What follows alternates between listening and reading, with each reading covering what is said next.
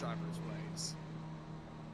It's certainly been an interesting 11 weeks. We've certainly seen the series grow, not just in talent, but sportsmanship, racecraft, everything else in between. That it's quite a difference seeing where we started at Suzuka and where we're about to finish at Suzuka. It's going to be very intense racing, and there's just a lot of improvement all throughout the field. Stephen Case certainly going to be a class of it. You see Mikowitz, he's been at the top of the board as well in the practice times, only 2/10 off. I expect him to give a good run to Stephen Case as well. He may not win the championship, but there's a lot of people who are looking to set themselves up. As we know, we're getting ready to take the Inter Alien class and bring them into a Formula 3 class next year or next season with the SRG Sim Racers Group Formula 3 series that will begin. So a lot of guys are looking to make sure they make a statement and aren't forgotten about as we go into a new season. Yeah, and looking through the names that we've had here in Season 2 of 2025 here for the Sim Racers Group Intermediate F4 Championship, Stephen Case, your current top running driver in this practice session, is your Inter-Alien champion. In Inter 1, it's Josh Corwin, who's been able to seal the deal in that class, and Inter 2 has been absolutely dominated by Dan Bujak, who has many wins up to this point, including a streak that he's on right now of 5 straight coming into the final race of this season.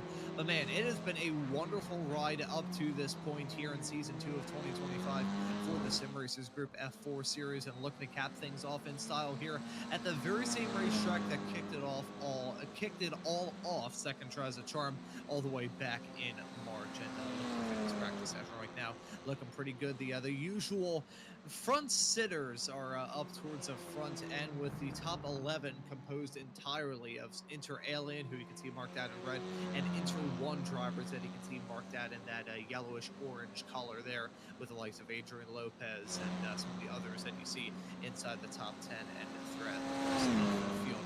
Do want to raise one point, though, talking about one driver that I'm rather interested in here is going to be your P5 practice runner at the present moment of Jason Green in the 160 car. Now, to those who tune into the Sim Racers Group Series exclusively here on Slow Motion Broadcasting, first off, welcome into tonight's broadcast. We hope you enjoy it. And secondly, let me, as the Weekend Warriors guy here on SMB, let you know that Jason Green is a very quick racer. He's involved in 3 separate championship battles at the moment in the Formula V, Formula Ford, and Spec Racer Ford Weekend Warriors that he can catch on Saturdays and Sundays here on Slow Motion Broadcasting.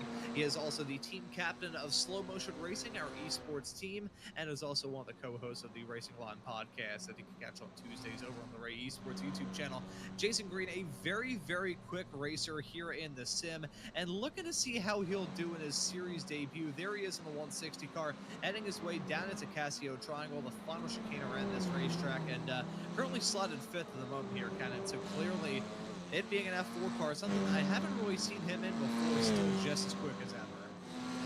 Yeah, I mean, I hate to be the guy to toot my own horn on the only series I exclusively broadcast here with the Slow Motion Broadcasting Network, but Jason Green talked about as a very fast driver in many other series. Right now, he's 9/10 off, almost a second behind the fastest we have here in the Sim Racers Group Formula 4 series. So I think it's a testament to really the talent and the ability that we see here week after week on Wednesday nights. It's a lot of speed. It's a lot to catch up to. We look at good guys. We think they're fast. Put them in a different car, a little different group around them. Sometimes maybe they're not the highest of the cream of the crop, I suppose, as we should say. But we still have some very talented racers here in this series. 2 minutes left to go in this practice session for the final race of this season. And now, one thing to raise as well about the Sim Racers Group Series is it is a very strong community. You've got some absolutely fantastic members running in this series. And sadly, on February 28th, 2025, the Sim Racers Group community lost one of their brightest members. William Billy Campbell Peach was beloved for those by those who he shared the racetrack with, and remembered as a quiet leader, respectful racer, and a friendly person who helped those around him. In the SRG community, Billy is awarded the Billy Award is awarded to an Inter 2 driver in the series who shows the qualities that made Billy the loved and respected racer that he was. At the end of Season 1, Adam Duvall was named the first ever winner of the Billy Award, and for Season 2 of 2025, the Billy Award has gone on to SRG member Embriette Hyde. You can see Embriette in the number 93 car, and as she heads her way off into 130R. We would like to congratulate Embriette and wish the family of William Campbell Peach nothing but the best. Billy was a driver who I got the opportunity to cover a few times when I had the opportunity to be here in the booth back in season 1 of 2025. Sadly lost him right before the final race of that season, which was a race that was not held in honor of him. But nice to see this award created. He was a driver who I got the opportunity to commentate on, as I said a few moments ago, and very nice to see an award given out to a very deserving member of the SRG community, a very deserving racer as well, currently slotted 31st here in this practice session with 10 seconds left to go. Once we click over to the end of this 45-minute long session, we are now going to get the wheels turning in this qualifying session. 15 minutes long. These drivers will have to share the racetrack with each other, and when we get to this qualifying session, Kenan, it is going to be just an absolute flurry of craziness. Certainly is the highlight of almost every race night here in the Sim Racers Group Formula 4 Series. The open qualifying really presents a challenge in many different ways. It all depends on your pit stall, how easy you can get out, how you can find a line. You can't let other people in front of you back you up, but you also want, even at a track like Suzuka, there's several straightaways where using the draft is going to be very beneficial. You're going to spend a lot of your 15 minutes trying to find who to work with, who to not work with, how to leave a proper gap. You can't leave a little too close. It starts to back you up at the end of the lap. So it's a lot of different strategies. It really presents a lot of problems for a lot of drivers. We see it week after week, and it always makes it exciting for qualifying. Looking forward to this qualifying session, but as we are at the start of it, let's take a quick look at the championship points. We talked about this right before we really got things up and rolling in this race, how Stephen Case is your provisional Inter-Alien champion. Now, he doesn't have it yet, but what he needs to do is qualify his car and then roll about 5 feet away from his starting spot, take that green flag, and then he'll be your champion. So Stephen Case pretty much locked in to win it in Inter-Alien, but it is rather close between Kayla Michaelitz and Danush Paborji. You can see those two cars covered by about 4 points as it stands presently. Alex Velasco slotted in 4th. Obe Oladipo is running a P5 at the present moment. Chris Eggert in 6th with Skylar Vickroy rounding out your 7 cars that are classified in Inter-Alien. Last of those racers, probably going to see them in the brand new Sim Racers Group Advanced F3 Series coming to slow motion broadcasting in season 3 of 2025. And we'll see the same as well for some of these top runners in Inter 1, where Josh Corwin has just about sealed the deal when it comes to that championship with 175 points on the board. Series admin Jason Kocher slotted in P2. Adrian Lopez rounding out the top 3 at the present moment, rather close to himself, and Athul Ganesh with Chris Wang running out to top 5 at the present moment in Inter 1. We take a quick look at Inter 2, where it has been the story of dominance for Daniel Bujak in the number 36 car. He's up to, I think, 8 wins at this point already this season. 6 in a row coming into the final race of this championship here tonight. Holds on to a rather big points lead. 189 points is what he scored already, compared to the 130 of Lloyd Conway in second. The 117 of Adam Duvall slotted in P3. Igor Grunsky at 104 with Jose Navas Molina slotted in P5 at 100 points even. So that's how it looks in Inter 2. That's how it looks in all of our championship points heading into the final race of this season. As much as we may not have championship battles for the top running spots, we've still got some pretty good battles to look at in terms of the lesser positions, for lack of a better term. While we aren't crowning a champion today, there's certainly a lot of drivers out here who need to put off the best run they put together all season long, and it can really leapfrog them a good 3-4 positions potentially, depending on how other drivers' days go. And as we know, it's a no damage series, so it does allow that while you do have the time loss of an incident and getting yourself back on track, you are able to continue going, which is just phenomenal for everybody in the league. But you see the 3 champions, I expect all of them. Obviously, the Inter-Aliens are going to be going to an F3 next season, but even in the other classes, I expect to see them to move up, if not all the way up into the F3 season themselves. They've been very dominant throughout every week, and yeah, we're just looking forward to seeing how we have it all going together. And as we are still rather early into this qualifying session, I think we'll do a quick little lap guide here with Stephen Case in the 243 cars. He has his way through the Casio Triangle. And Cannon, I'm going to pass the buck off to you. How did you get the track out around this wonderful racetrack? Yeah, so thankfully we're doing the full course, the Formula One circuit, and a lot of people are very familiar to it. Very high speed, long straightaway. This is where you're going to see a lot of drivers taking advantage of the draft. They're going to look inside into a hard dive, right into the spoon, as they call it, a double apex. You've got to give it everything you can, bleeding into the left. Easy into the right-hand corner, and now we're going to go right into the S's. A lot of people would consider them a little awkward. They're very flowing. You have to let the car roll. You're going to hold it tight here, just right on the apex until you can bring it back. Now this is going to lead us into another double wide left-hand apex, and it goes into what I would consider the toughest corner of the entire racetrack. A very high-speed, hard right-hander. It almost looks on paper like you should come to a near stop to make it.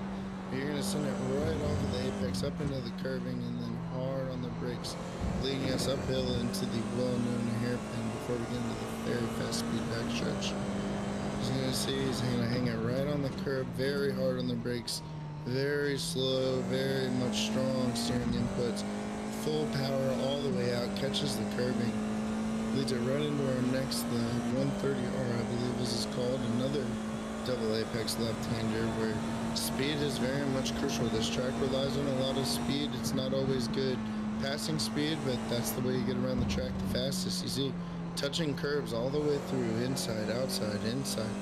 Bring it back all the way down into what I would consider the back straightaway. It's going to lead you into a near flat-out left-hander going through the south pits, and this is actually the 130R, excuse me on my improper turn naming earlier. This flat out all the way, you've got to touch the curb. If you let the car go wide here, you can have a really bad consequence of hitting that wall, and then right into the final chicane. A hard right, use every bit of the curb you can, back to the left, off to the curves. Now you're just going to keep it as tight as you can on a qualifying lap, the shortest way around, back on the front straightaway, and that's a lap of the Suzuka full circuit. And one of the longest tracks we've visited all throughout this season, and what a time to ride on board with Stephen Case as he jumps up to the provisional pole to 2-minute 2.878. He's currently about a half a second in front of Kalen Michaelwitz, slotted in P2 with Obe Oladipo running at top 3 as it stands at the present moment. Tyrone De Silva is your top qualifying Inter 1 driver as it stands presently, as Michaelwitz gonna punch his way up to the front, getting a strong draft, it must be said, from the back of that number 17 car right in front of him. Now, Kenneth, I just mentioned a few moments ago talking about the length of this track, and because of how long it is and because of how fast it is in these F4 cars, which can be draft monsters, as we just saw there a couple of moments ago, you can shoot your way up to the top of the running order just with a very good draft around here. As much as you might have to worry about dirty air at some points, that draft benefit that you get is so strong here. Yeah, you gotta hope Kalen Michaelwitz after that kind of run, hopefully maybe takes Igor Gronsky out for some sushi or something after the race, because that is quite the draft that you need. There's certain areas where the way the flowing SS sections work, you really don't want to be held up by cars, but if you time it perfect and can get a little extra pickup coming on the back stretch entering 130R or the front stretch, I mean, it's going to add tons to your time. And I think we just saw it right there. Kalen Michaelwitz overtaking Stephen Case barely by what, a quarter of a hundredth of a second, which is just incredible how close everybody is at the top right now. I think part of the reason why that is the case is down to the fact this is a track that these drivers have a lot of experience on. I mean, hey, it was a host of round number 1 of the season, for crying out loud. Of course they have some experience running around here. This track is not part of base content here in The Sims. These drivers do have to buy it, but it's such a historic track in the world of racing, and even despite it being behind that paywall to new racers here in The Sim, it's one of those where you kind of have to buy it if you're a big road course fan. So these drivers certainly have their experience running around here, and that is both a blessing and a curse to these racers. It is a blessing to have a lot of experience, so you know the ropes, you know how to get around this place, but at the same time, that confidence can serve to be overconfidence at certain points in time. So it's a double-edged sword. You've got that one of where you can really attack and be comfortable attacking, but at the same time, you've also got that end that's going to stab you in the back a little bit because you think, okay, I've got this. I know exactly how to go into this corner, and then you just end up overcooking it, spinning in it with how close this field is. You spin at some point in this race, you're going to drop down like I think as much as people look at this track and think it's a historic track, it's very much an iconic track. It's going to challenge every bit of the car, no matter what car you're in, whether that's a GT car, you're in a Honda Civic, you're in a Formula 4 car, or a Formula 1 car. This track's known for testing the wits of every bit that you can get out of it, and it brings a lot of high speed. So if you want to run faster, you've got to be able to kind of hide your fears away and take the corners with the speed that your car allows you to. That's certainly capable at a track like Suzuka. Yeah, this is certainly one of those tracks where bravery will reward you, but too much bravery will punish you. I think that's the best way that you can describe a track like Suzuka in these F4 cars, which, as I've described on many, many occasions, as long as I've been doing broadcasts with Formula 4 machinery here on the iRacing platform, it's basically just a go-kart with plywood wings on it that have been painted over. So, a very rudimentary car, this, but it is so fun here in this sim. And one more thing to raise, albeit this is definitely a bit on the back burner, because we don't know how things are going to work out when we switch over to Season 3 of iRacing here in a couple of, probably about 10 days, time, give or take, something like that. I don't know, I'm not very good with dates. Ever since I graduated high school about 2 years ago, you could tell me whether or not it's like a Monday or a Friday, I would have no idea. So you can tell I whacked my head too many times as a kid. But regardless, we will have to think about the way these cars may end up driving. So Season 3 of 2025. But hey, that's a discussion for future us to have. For now, though, we've got to worry about the way these cars are driving. And they drive like a gem here in the sim. Super rewarding, super fun. They can put you on your butt if you overstep that mark a little bit. But these racers, they know that balance. They know how to dance their way around these racetracks as if they're on Dancing with the Stars.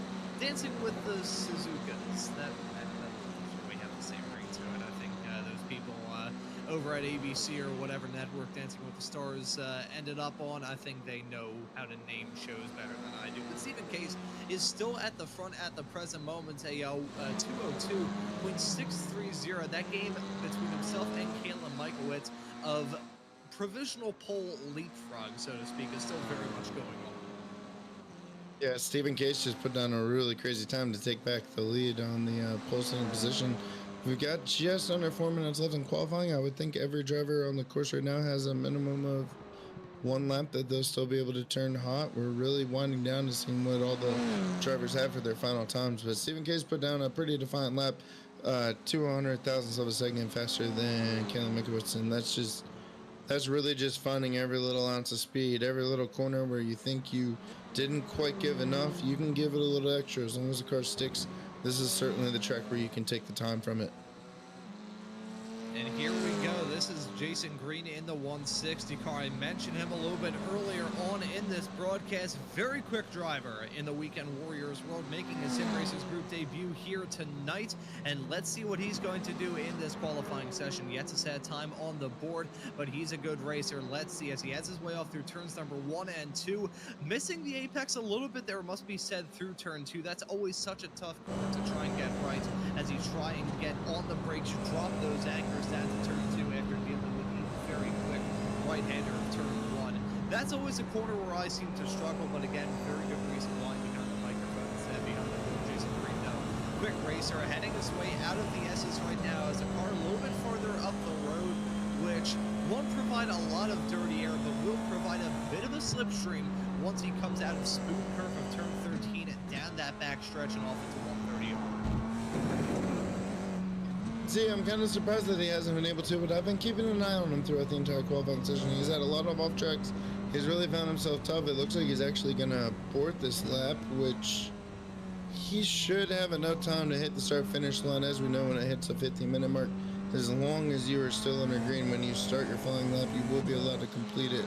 So he kind of killed that lap. He's backing off. I think he's trying to find a way to make a little bit of space, which, like you brought up, that car in front could have provided him a slipstream, but I think he saw it more as a deficit than a benefit there. So we'll see what he gets together on this final run, or he may have an issue starting from the rear of the field. Ooh, how tempting is it? I can see Jason Green along with our old pal here at Slow Motion Broadcasting and the race winner overall at Fuji a couple of weeks ago, Mr. Adam Thompson. Those two are off in the Slow Motion Racing Discord server right now. I do have access to that voice chat, and how tempting is it to go in there and ask Jason Green whether or not he's trying to do some sort of last to first challenge? I may end up having to pop a message off to him being like, hey, are you trying to do this intentionally, or are you just not able to get a good lap time in? He could have potentially picked up an off track as he headed his way out of, I believe it was turn number 9, Degner 2, around this racetrack right before the bridge in the run up to the hairpin. I think he ran a little bit wide heading off through there and picked up an off track. He has set a lap time, but it's all the way down in P26 where Jason Green finds himself at the present moment. I'm not sure if he's on another lap either. I will look to see whether he's out there on the racetrack. Yes, he is. He's heading his way off through the S's right now. So this will be his last attempt to try and get a time in. And now Jason was up there towards the front in the practice session earlier on. Let's see if he can take another step up here in qualifying and actually be able to set in a good representative lap time. See, he may be able to improve a few positions, but so far it looks like the line he's taking is very conservative. He's not trying to risk an off track. I think he's seen that a lot. He may have gotten an off track right there, though. That was very close. So we'll have to see what comes up as he hits the spoon and then down into the backstretch. But he hasn't aborted the lap yet. Maybe he's been lucky, but really tough qualifying session for him. It's like I said previously, I think it's kind of a welcome to the SRG Formula 4 series where it's really a lot harder than maybe the eyeball meets sometimes. So I think he's setting himself up for a challenge. He was only 5th fastest in practice, so I don't see why there's a reason to gloat and start from the back, but we'll just kind of come to find out what happens during the 20-minute race, it appears. As Danush Baburgi has jumped up into P3 in this qualifying session in the past couple of moments, is about 0.7 of a second slower than your provisional pole sitter, who is still Stephen Case, as Jeff Shillage jumps up to the top, jumps up to the top of Inner 1 and jumps up into the overall top 5. That's a very good lap time for him right towards the end of this qualifying session. It is only about 0.04 of a second to himself and your inter-alien racer of Alex Velasco.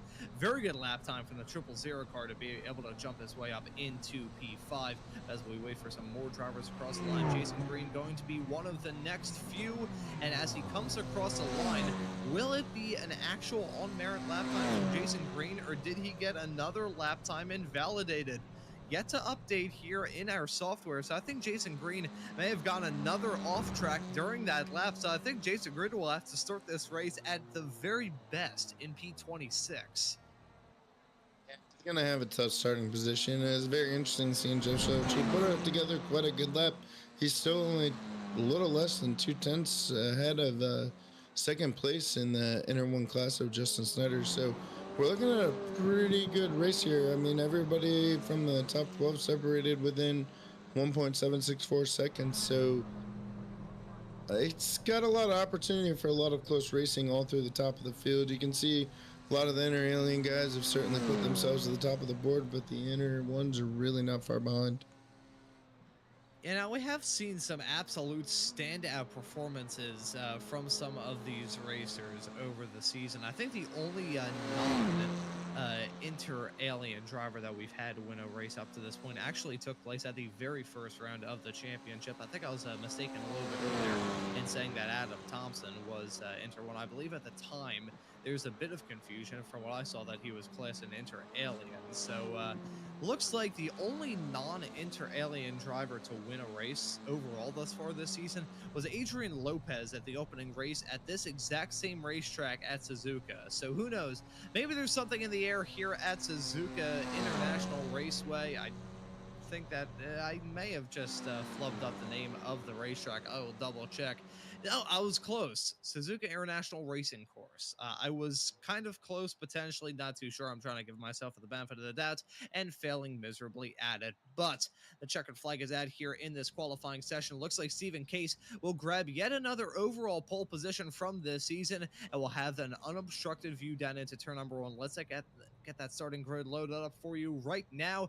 There is Stephen Case. He is your pole sitter from this race here at Suzuka. Kayla Michaelwitz will join him on the front row. In P3, it will be Danush Baburji. Alongside him will be Ope Oladipo. In 5th will be your Inter 1 pole sitter of Jeff Shillage. In P6, it will be Alex Velasco. 7th, we'll find Justin Snyder. In P8, alongside him, completing our 4th row, it will be Tyrone Da Silva in the 8th starting spot. Joshua Corin, your not spec 1, your Inter 1 champion, will start this race in 9th. Adrian Lopez will round out your top 10. We have Jason Kocher starting this race in P11. Jose Navas will start this race in 12th. Cooperon Dillon will start this race in 13th. Alongside him will be Jason Trantham. Igor Grunsky will start in 15th. Alongside him is Adam Duvall. Diego Posada in 17th. Thomas Brashear in P18. Greg Meyer will start in 19th. Alongside him will be Aaron Van Wagner in the 999. Sarah Vase will start this race in 21st. Tyler Hagan will start alongside him in 22nd. Ken Glasser will start in 23rd. Alongside him will be Embria Hyde in the number 93 car. In 25th, we'll find Michael Hunn. In 26th will be Jason Green. Rafael Cardenas will start in 27th. Alongside him will be Manish Suresh Kumar in the number 48 car, starting this race in 28th. Neil Day will start in 29th. Alongside him, Paul Mirsick. In 31st, I should say, is Josh Leslie. And 32nd is Jacob Guyton. In 33rd will be Dan Swanbeck. Christopher Wang will start this race in 34th, with Dan Clark running at your 35 cars set to grab the green here in a couple of moments. Time for the final race of this championship. I think we just have a few more cars left to join the grid here. Kenan, final thoughts before we get this hectic race of final one of the season underway. Looks like we got the lights are on. Stephen Case is going to be your champion. We've got a lot of drivers heading down in their turn 1. I expect a massive amount of position changes, and you already see it. Cars going 3, 4 wide. Let's see how turn 1 indicates. Hang down into turn number 1. The green flag's at. The drivers are on their way. So some blank spaces a little bit farther in the back of the field. So I thought we were going to have a delayed green, but not at all. At the front of the field, though, Stephen Case happy to get this race back up and rolling as he is leading them, heading off through the S's for the first time. Kayla Michaelwitz going to be slotted in 2nd. Danush Baburji riding at your podium runners as it stands at the present moment. They had their way side by side through the S's. Jason Green already making his way up to 24th. The one driver's on a hard charge already as Greg Meyer up 4 spots from where he started in this race. Just got moved on Igor Grunsky to jump his way up into the top 15 as they had their way into Degner for the first time.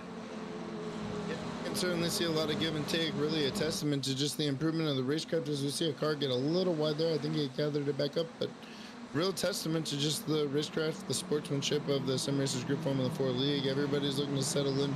It's a 20-minute race. It seems like it's very short, but as we've all kind of seen, there's lots of different incidents, lots of different mistakes that cost you way more time than you'll ever be allowed to make up in this kind of race.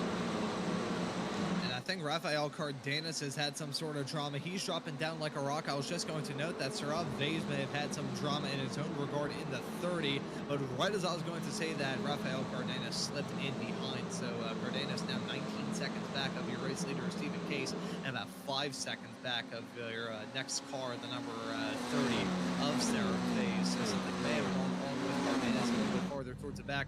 We'll look at that in the not too far off future. For now, though, we've got some very good battling going on all throughout this field. Stephen Case is still your race leader. He has his way down into the Casio Triangle, the final chicane around this racetrack for the very first time. He leads in front. Kayla Michaelwitz in P2. Danush Baburji still running at your podium. Ope Oladipo in 4th, and Jeff Shillage running at your top 5 as he still leads in Inter 1.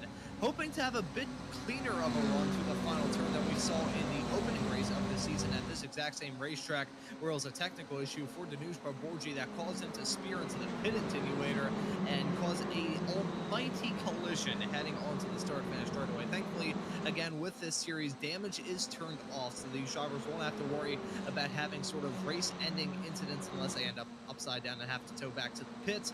Outside of that, though, you can hit all the walls you want and you'll still be good to go. Saw Alex Velasco just made an incredible double overtake over Ope Oladipo and Jeff Shillage. Went from 6th place to 4th place. That was quite a nice move going into turn 1. Managed to take advantage of the draft, and really I was about to comment on how the top 6 didn't really change from where they qualified through the opening lap, and we get to lap 2 and We see Alex Velasco, he's starting to move himself to the front. You see everybody's somewhat single filing out. We look through the top of the field. Dan Swanbeck is really on just a vicious start. He started 33rd. He's up to 23rd now.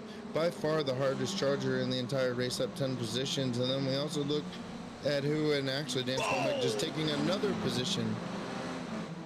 That was a big one, a little bit farther in the back. I think Igor Grunsky was possibly at the epicenter of all that. Yes, he was in the 17 car. He spun, I believe, heading into the braking zone into the second Degner. Tries to rejoin the racetrack. Gravel still on those tires as he spins, trying to gas it up. Into the side goes one car, but then someone absolutely clobbered him. There you go. Up in the air. Who was that? He landed on all fours and was able to keep going in a straight line. That's gonna end up on a YouTube short. That's some Need for Speed driven sort of stuff. That's absolutely insane. The things you look up into the air and you pray to whatever deity you believe in, because that normally does not rely on any sort of survival. So we're thankful to see everybody kind of continue from that and not a big issue through it. So we're seeing a lot of movers through the field, some really intense racing. You're certainly going to see mistakes. This track really challenges everything. High speeds, hard braking. Cars are going to lose the rear end, like Ron said earlier. These cars basically have plyboards for aerodynamics. So whatever that plyboard isn't keeping up with, you're bound to lose it. And this track will certainly expose every bit of it. These drivers head their way off through the S as well, race this as well. Jason Green now up 9 spots from where he started in this race, currently slotted in 17th. Not the hard charger, though. Dan Swanbeck, currently slotted in 20th, has gained the most amount of spots of anybody up to this point. He's up 13 spots from where he started in this race. Absolutely fantastic stuff from him. Already a quarter of the way through this final round of the championship as we follow Swanbeck in that number 7 car, heading his way off through out of turn number 7 right now, out of the S's and down into the Degner section here in just a couple of moments time. These 20-minute long races, some of the quickest that I get the opportunity to cover in my entire time on broadcasting. So especially with how hectic these races are, they can go by in the blink of an eye. So really important to have a good first quarter, because if you have a bad one, start off that journey of 1,000 steps by snapping your ankle, you're not going to have a good race from there. Yeah, the track certainly creates a lot of difficulties for the drivers, but you've got a full field. It's a full track. It's too big to even just run one half of this course. We have to use the full course to be able to allow the Sim Racers Group Formula 4 Series to even race here. So it's non-stop action. You constantly have battles all over, throughout top to bottom. You have some drivers gaining 13 positions, like Dan Swanbeck. Actually have 16 positions now, up to 17th. So he is just moving to the front of the field. I mean, at this pace, I expect him to kind of have a top 10. He's really showing that he's got the race pace that a lot of other contenders don't. I think there may have been some drama involving Diego Posada in the number 44 car. Let's take a look at this. He heads his way down into the hairpin around this track, going for a dive on the 13 and contact being made. That was Posada going for that attempted overtake. Very, very easy to get sucked into going for an overtake there. And that was himself and Adam Duvall coming to blows as a result of all that. I think at all that, JG2, Mr. Jason Green, was able to make up some spots. That, or he had his own sort of drama. Yeah, you can see that was a drama going on. Ryan Froven. Oh no, that was Duvall trying to get turned around the number 13 car, and Jason having a slam on the brakes there. Considering the series does not have damage, he could have afforded to just run straight to the side of him. It probably would have resulted in him losing less time. Would not have been very pretty though, so I think Jason Green wants to keep that car as clean as possible. Slammed on the brakes, even though his pants aren't definitely clean after that. Certainly not, but he did a phenomenal job of avoiding that incident, and I think it's kind of a testament to what the Sim Racer Group, the Formula 4 Series, is what it's all about. Where you're going to have incidents that create damage. Thankfully, it all pieces right back together, and you can continue quickly. The idea is to not race in that way. It's not a Mario Kart. Nobody's driving with an intention of bumping anybody. While it does happen, it's all about learning racecraft, learning how to drive around other drivers, how to have fast competition. This series really brings everything to the table when it comes to learning how to understand being a race car driver. Yeah, it really teaches you everything. You got a lot of stuff that you have to worry about if you are running in this series, but you're gonna have a heck of a lot of fun running in here as well. And hey, these drivers looking to have some fun to cap off this season of racing action and looking ahead in the future here in the Sim Racers Group world here on Slow Motion Broadcasting. As that's a spin from the 35 of Ope Oladipo down into the final chicane, clipped that grass, hit the brakes, and lost it. Very easy to have something like that happen. Have a small little undulation in the braking zone, running off into the dirt, and you're going to spin around like a top. So, an unfortunate moment for Oladipo. Let's ride on board with the California native as he heads his way down into the turn. Maybe a bit of target fixation with that car. I believe that was. Looking through, I think that may have actually been our P3 runner of Danush Praborgi, who went off the track a little bit farther up the road. But Oladipo spins all on his own, has to reverse into the runoff area as well to try and get spun back around in the right direction. As we take a look at a moment here involving the number 48 car, this is off through the spoon section, and that unfortunately is Manish spinning out of a pretty all right spot. You see him in his Shish Kamari, he just kind of loses the rear end, and you kind of see just how bad it affects. It's a very tight field today with all of our lap times. Ope Oladipo, a little touch of the grass, spins the car out. By the time he's able to get everything gathered back and the flag marshal was able to point him back on the speedway, he's down 10 spots, goes from 4th to 14th. It's just a ruining of a day. Everybody is so close on lap times. One little mistake is going to cost you dropping very far down the field.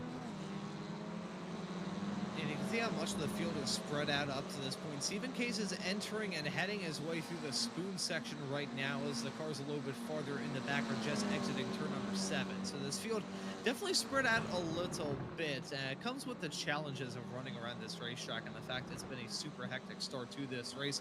Already about halfway through it right now. In fact, going to hit the halfway mark in about 5 seconds time. Stephen Case is still your race leader. Kalen Michaelwitz slotted at P2. Danush Praborgi still rounds out your podium in third. Jeff Shillage is your top running of the Inter 1 drivers, as Inter 2 is still being led by Jose Navas. So that's how it stands at the present moment.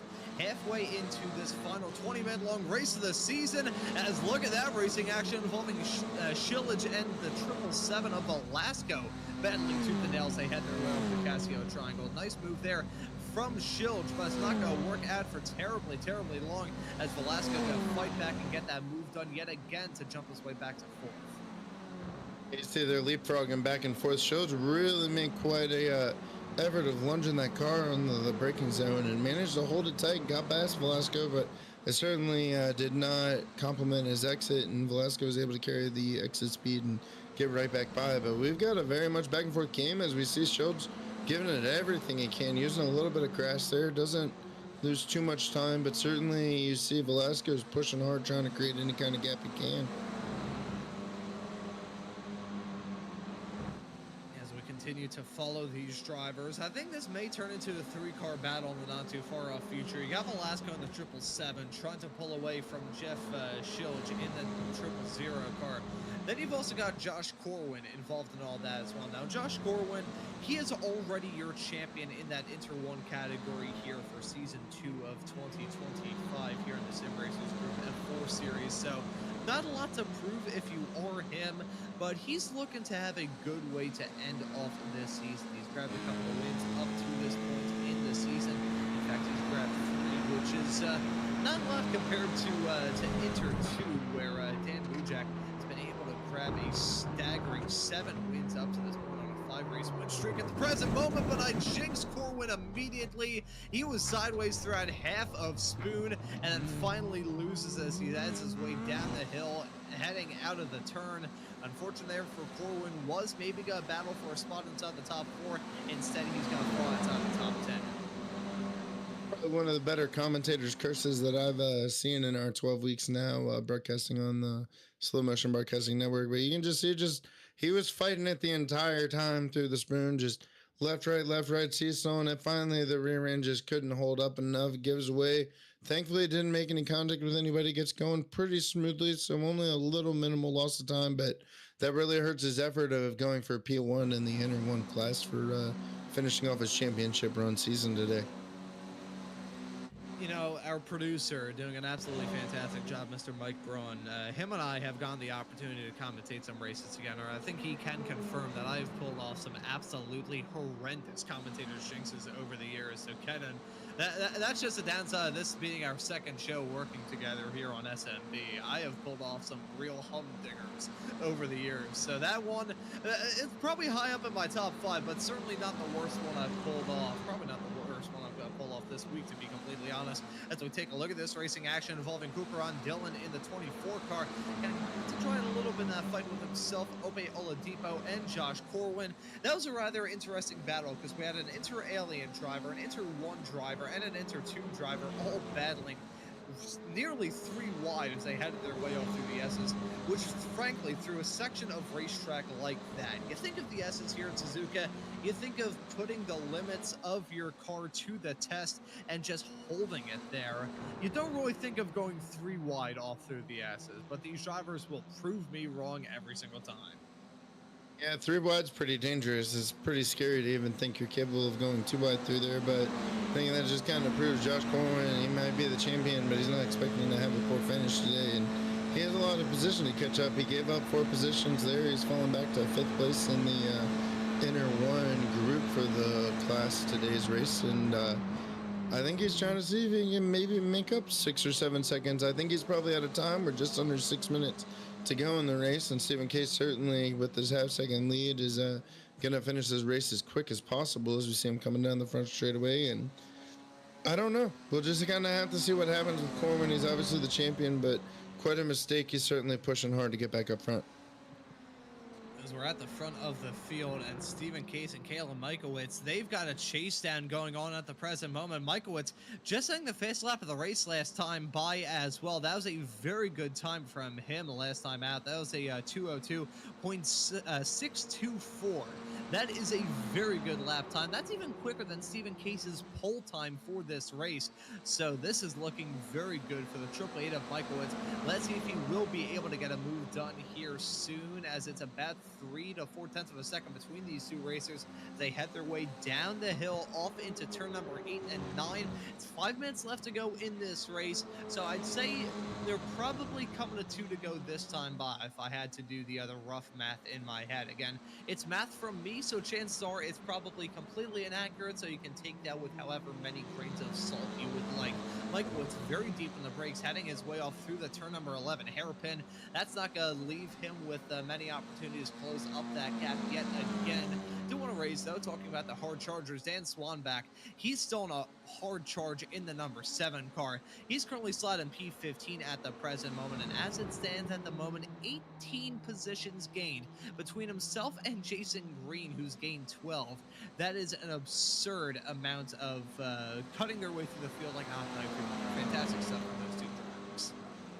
And is really only about 2.5, 3 seconds away from Jason Green as well to take a 19th position forward. So he has really been hard charging. I don't know what the issue he was having in qualifying. And we see Joshua Corwin goes around again. So that's definitely going to put pretty much an end to his day. As we see, he gets hit in to the rear by the 160 of Jason Green. Jason Green able to kind of go forward, not too much of a loss of time, but we may see Dan Swanback be able to make a move on him now. So that's really unfortunate, bad luck. And Josh Corwin, congratulations on the championship. Sometimes the finale doesn't go the way you want.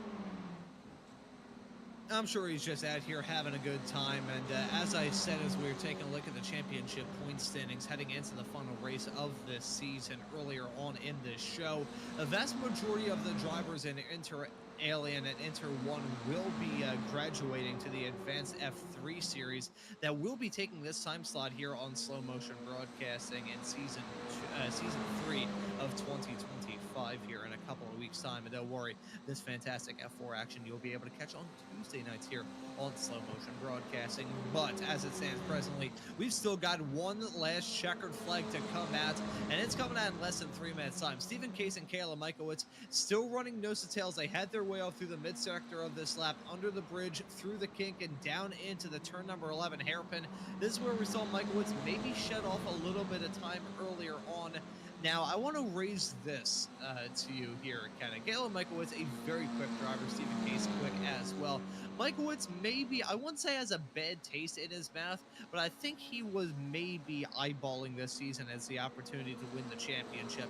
Not going to happen. Stephen Case, by taking the by taking the green flag, not even the checker, taking the green flag here at Suzuka, has been able to seal the deal and win this Inter Alien Championship. But with only one more lap of racing this time by here, Kenan, do you think Caleb Michaelwitz is going to try and force this issue too much just to end this season with a bang? Certainly think the way that he's been driving, he's really been managing a 4/10 to 6/10 second. You see, he's bringing it all the way down to just under 3/10 of a gap going into the final chicane. I think he's really buying his time. They're coming to the white flag this time by. I'm almost certain. Yeah, as we see the flagman waving there in front of the stand, the white flag. So one more lap for these two. He's right there. Turn one could be an opportunity for him. I don't see why you don't try and maybe take a win. Caleb Michaelwitz, a winner at Tsukuba and Motegi this year. I think he's got a chance to try and prove a point. He brings it right up to the nose of Stephen Case. This is thrilling last lap. Yes, as these two head their way off through the S's for the final time in this race and the final time in this season, Stephen Case is still going to be the trendsetter. Michaelwitz, on the other hand, he's there, he's studying, he's probably used this race up to this point following Stephen Case to try and figure out where his strengths and weaknesses are. You see, that's a rather interesting line from those two, heading their way off through turn at number 7, and it looked like Michaelwitz was close to shaving the grass, trying to edge the grass as he has his way through on the inside of turn number 7. Case, on the other hand, looked like he was trying to swing wide a little bit. I think the mental game between these two racers are certainly going to come out on this final lap. They head their way down into the turn number 11 hairpin for the final time in this race. Case is going to be in the good spot if we had a broken up run through to the checkered flag. But because we've got those long flat out blasts, it is not going to be a straight shot between these two racers. Case, he's going to be the one punching the hole in the air. Michaelwitz, on the other hand, he's going to be there within striking distance. If he gets a good exit here out of Spoon, this may not be over here for this race. Michaelwitz with a little bit of counter steering coming out of the turn, having a solo wheel teeny tiny bit, still has a good gap to himself and Stephen Case. Started off at about 4.5 of a second on this run up to 130 for the final time, going to dip down nearly to below 0.3 of a second, but this is a run. Will he go for it down the inside, off into the chicane? Michaelwitz got to think better about Stephen Case, got to lead him off, but he runs a little bit wide, heading down into the braking zone. Will this be Michaelwitz's win for the taking? He's oh so close. Stephen Case gonna take an offensive line, gonna be a photo finish at the end of this race, but Stephen Case got him. I thought Michaelwitz was going to be able to make a run there. I wasn't expecting the Case to not have quite the best final chicane as he would have liked, but managed to keep that inside line shortest way to the checkered flag, and he barely got it by 800ths of a second. We still got some other drivers left to finish this race in the smoke and the drama of that Inter-Alien and overall race win battle. Should be noted that Jeff Shilge has been able to win in Inter 1 as an Inter 2. Kulkaran Dillon is going to win this race here in the number 24 car, finishing this race in P11 overall. Jason Green ends up in 12th. I think Dan Swanback got struck by a very light falling anvil right towards the end of this race. So on to 19 spots up where Murray started, so bravo to him. Bravo to all of these racers. That was fantastic. But that battle between Stephen Case and Caleb Michaelwitz, that was Stephen's win for the taking. But then he just overshot it ever so slightly down into the braking zone. And if that cost him a win, he would be kicking himself in the shins all the way up until week 1 of next season. That would be a heartbreaking way to end off the season. But instead, it's a close call more than anything, and Stephen Case going to walk away with another checkered flag from the season where he walks away as champion. Certainly for Stephen Case, you could tell he was certainly watching his mirrors. He missed his breaking point. Managed to gather it all back together. Didn't miss it too much, but it certainly made for quite a dramatic final corner. And also, I got to give a shout out to Kulkaran Dillon. We haven't mentioned his name a whole lot throughout the season. I don't know if maybe he was a little latecomer, but pulls off a victory in Inter 2. And it's really nice to see someone else different up front. Jose Navas getting second. Dan Swanbeck just absolutely flew through the field to get third place in the Inter 2. So that was it. Doesn't matter what class you were watching, there was good racing all throughout the field. Yeah, that was an absolutely fantastic way to bring this season to a close. And I believe just about everyone has crossed the checkered flag up to this point now. So, bravo to these racers. What a season that we had here from start to finish for season three of, for season two, I should say, of 2025. We got a whole lot of action to look forward to, though, in season three. But hey, if you want to stay up to date with all the racing action, how do you subscribe here to Slow Motion Broadcasting and hit that notification bell so you never miss out on any of the racing action? With all of that being squared away and some more cars out there on the racetrack, I think we can get those results loaded up and let you know what the gaps were and what the finishing spots were at the very end of this race. It's also a quite close battle between Shilj and Alex Velasco at the very end of this race, but more on that here in just a few seconds' time. But Stephen Case walks away with another win at the end of it all. The driver of the 243 car walks away with a win here at Suzuka and a championship trophy to boot. Stephen Case wins it here at Suzuka for the final race of this season. Kayla Michaelwitz came oh so close, less than a tenth of a second at the line between those two racers. Danush Barborgi going to finish about 7.5 seconds back, rounding out your overall podium in third. That's going to be Jeff Shilj finishing this race in fourth, winning the Inter 1 category for the final race of this season.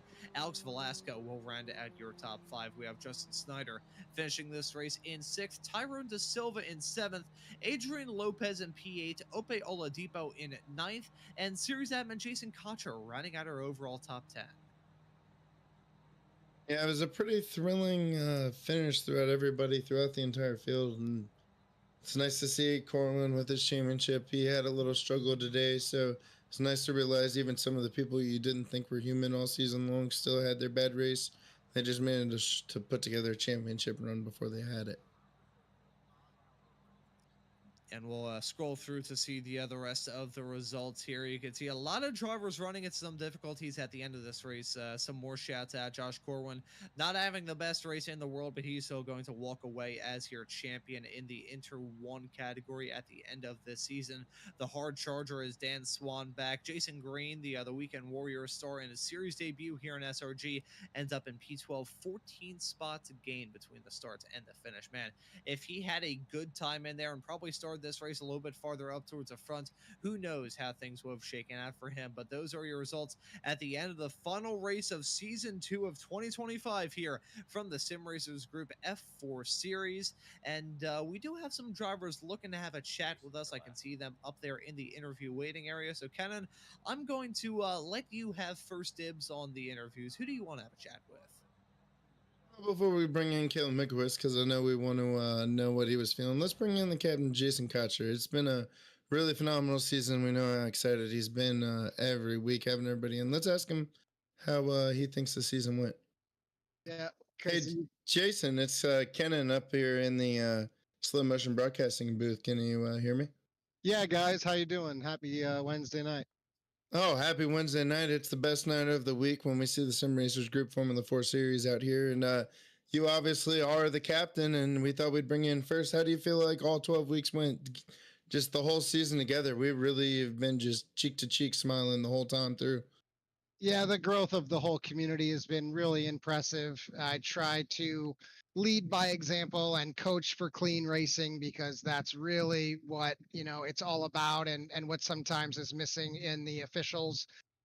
It was fun after the first couple of laps. What are we, 30 cars? I mean, in an iRacing official, you'll have 20 guys, and by lap 2, 10 of them are upside down on fire. So to see 30 cars still in a line, all nose to tail and battling, it's a great sense of pride, and it's such a fun community to race in. Super grateful for all of these guys and girls. Oh yeah, and we joke about it all the time on the broadcast. But our producer Mike Braun, that guy, I don't know how he keeps up with all the cameras with such a full field. I mean, once first lap's done, he basically got cars end to end on the track. If you were a fan in the stands, you're constantly seeing cars go by. So it's been phenomenal. And even we brought up as well, this was our second time going to Suzuka. The baseline was our very first week at Suzuka, and it was amazing to see the different level of sportsmanship and the different way that the racecraft was given compared to our first week. Could you speak on that for a minute?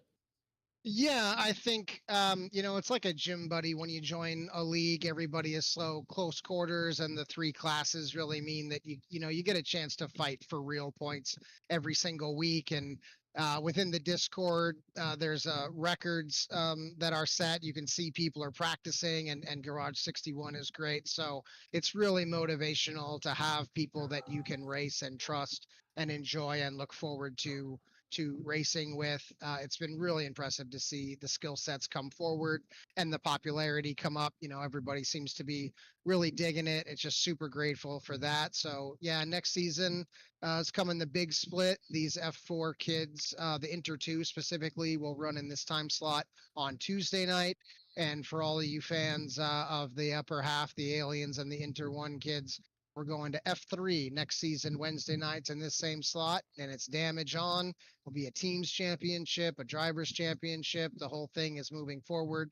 And we can only do that because everybody has really put the time in to build the skills, and everybody seems to be laughing and having a great time. I had a great battle with Adrian there at the end of the race. One of my best friends in sim racing. I really love that guy. He started coming in locally and racing all the time, and had to move to Michigan. But sim racing means that every week we can still bang wheels, and so super grateful for that. Super fun. He chased me down. He got me on the last lap in the spoon curve there, and I was hammering the ha button on my steering wheel trying to get him to laugh and make a mistake so I can get him back. It's a little bit dirty using comedy as a racecraft weapon, but there it is. So having fun, guys, having fun, and grateful to have you along.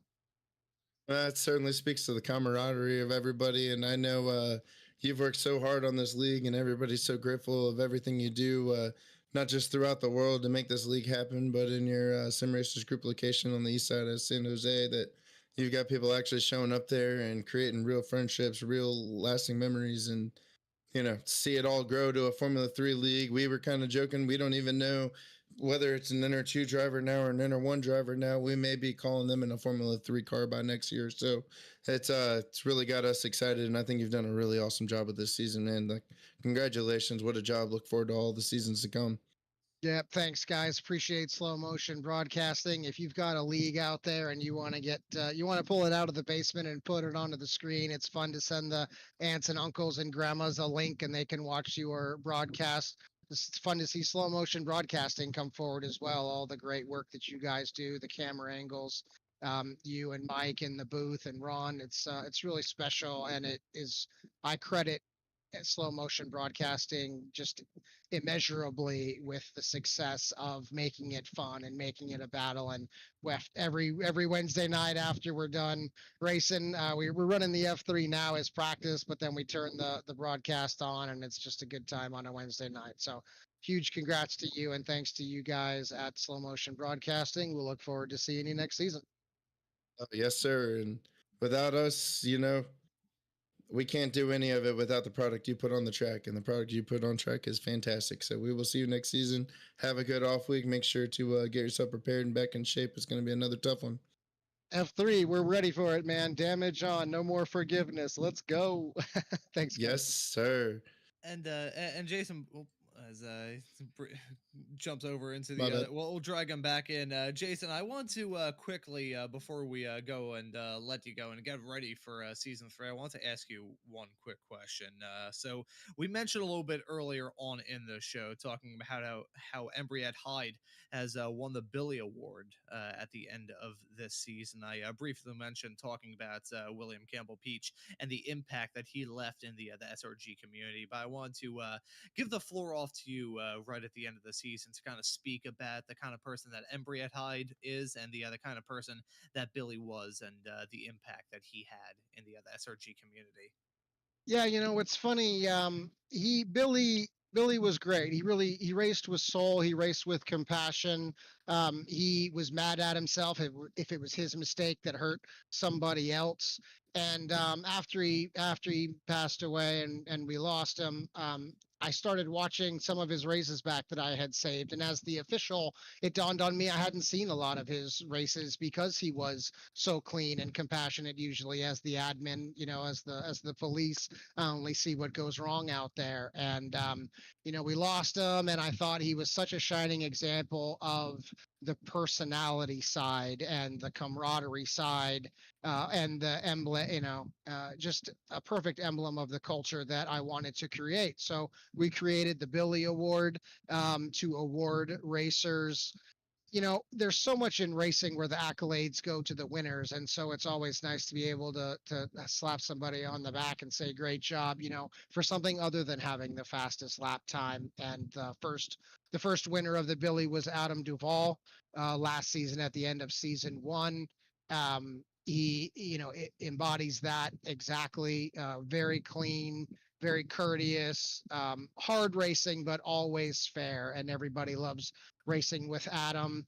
It was quite poetic that Adam, being so close to Billy, as best friends in real life, there was certainly some poetic result there to have that go to him and to have him be so deserving of that. It's a lot of fun to give away, and this season it goes to Embriette Hyde. She and also embodies all of those characteristics.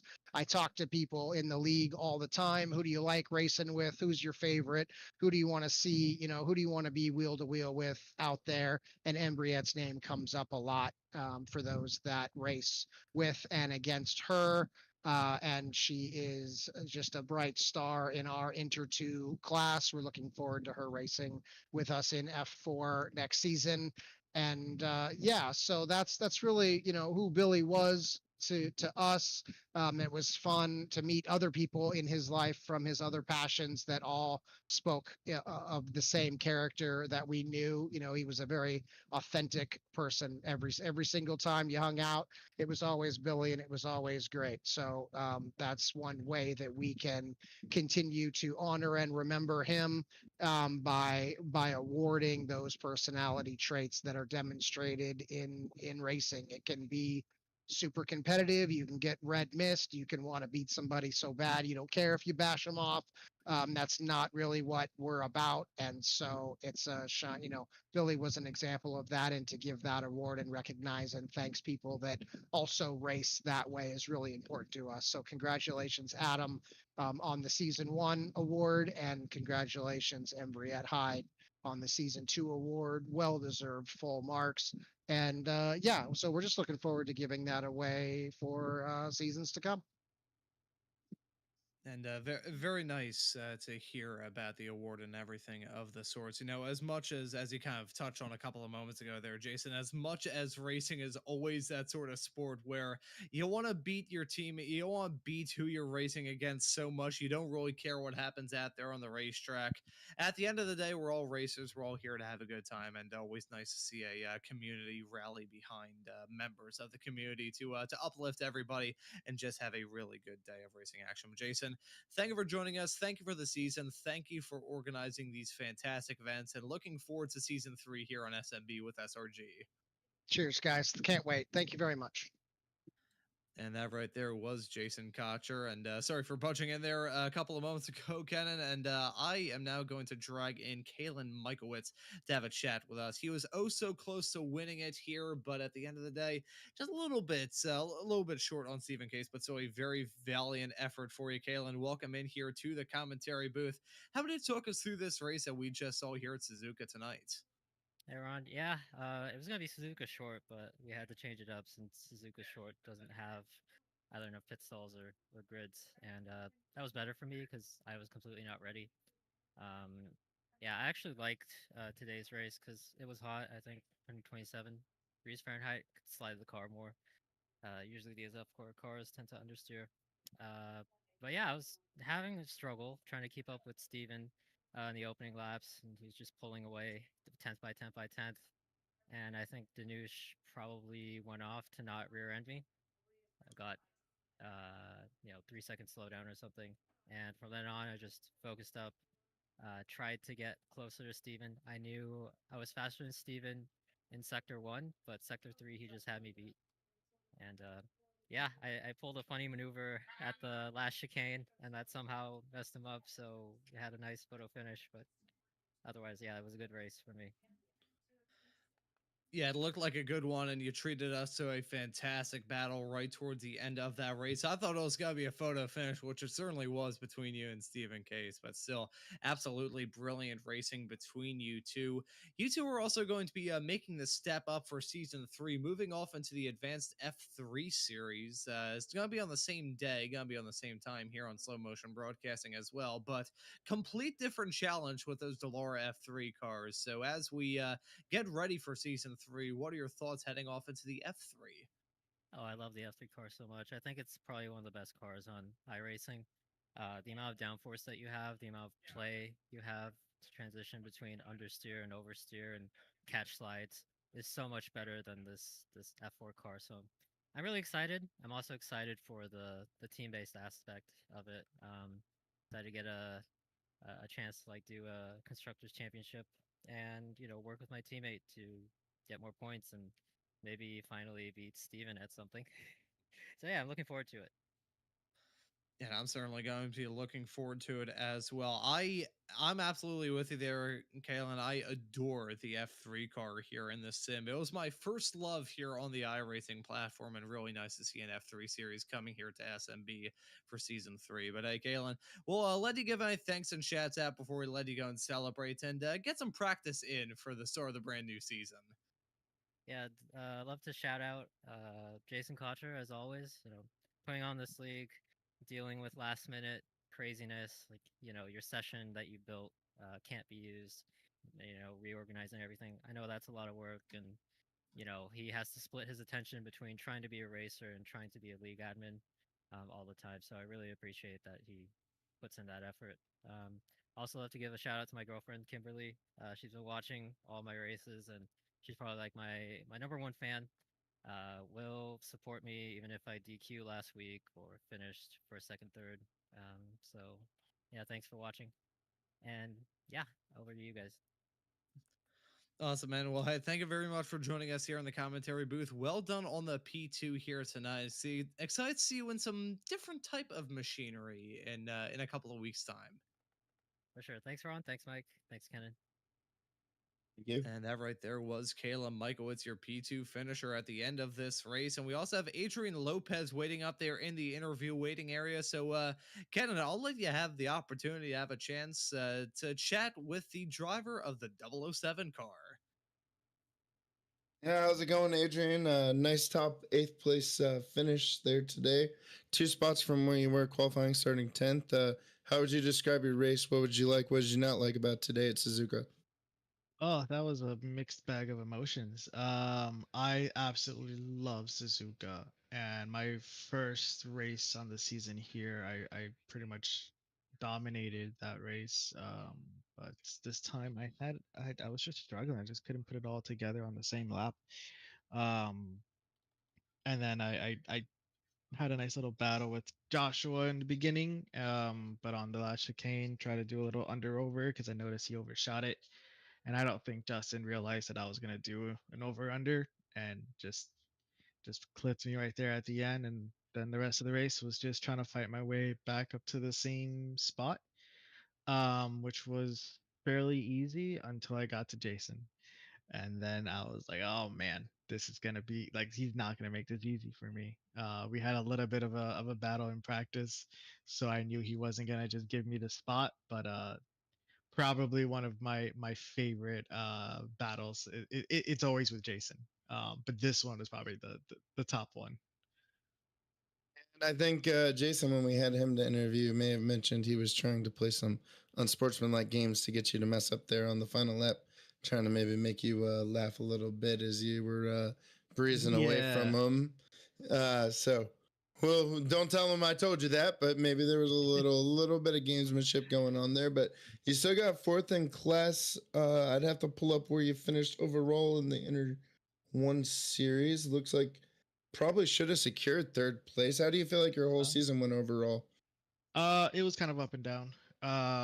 Beginning of the season wasn't too bad. Then I kept having a lot of silly mistakes and kind of being bounced around like a ping pong ball and Fuji and uh not really doing good strategies with tires when it was raining versus dry on a few tracks. could have secured a first in Bathurst and just messed that up as well. So very very up and down. I also did have one race that I completely missed because my GPU fried from my CPU coolant dripping all over it. So that was fun. Um, but definitely my result here is not my normal performance. Usually better and more consistent. So I just got to work on it a little bit, but still enjoyable. And with battles like what I had today with Jason, I kind of don't even care what place it is. I just want the battle. And certainly this track, as we were watching it, there's battles all throughout the field. Very tight. It's a very technical track. You were our season opener winner in Suzuka. You were also the in-class winner when we were at Mount Panorama. So it looks like 2 wins in a season is really good. Are you moving up into the Formula 3 series next season, or will you stay in the top of the Formula 4? I will be going to Formula 3. I believe I'm a little bit better overall in F3 than I am in F4. At least on a consistency standpoint. Um, but I will miss the F4. I do kind of like the way that it drives, the low downforce, the neutral steer you can get from it, the ability to catch it in a drift. It's enjoyable. The F3 is a bit less forgiving in that aspect, but still for some reason I'm more consistent on that one. So I do like that. Bathurst also that you mentioned, that was fun because that was actually the day I bought a replacement GPU off of Facebook Marketplace after work, ran to go get it, ran back home to install it, and I finished installing it when practice was ending already, and I just jumped right into Bathurst in the rain. So I don't know how I pulled that off, but yeah, that Well, was that fun.